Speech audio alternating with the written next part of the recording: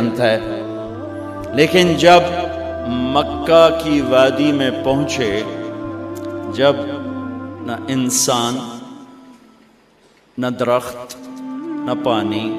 نہ سایہ، نہ غذا، اور ایک نشیب وادی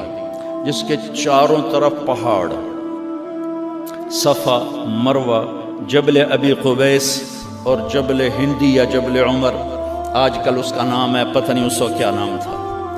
اب تو سارے صاف ہو گئے۔ یہ چار پہاڑوں میں ایک نشیب آیا، تو جبریل نے کہا یہاں اپنے بچے اور بیوی کو اتار دیں اور واپس چلے جائیں۔ جب آگ میں ڈالا تھا تو ایک لفظ نہیں بولے تھے، اور ایک طرف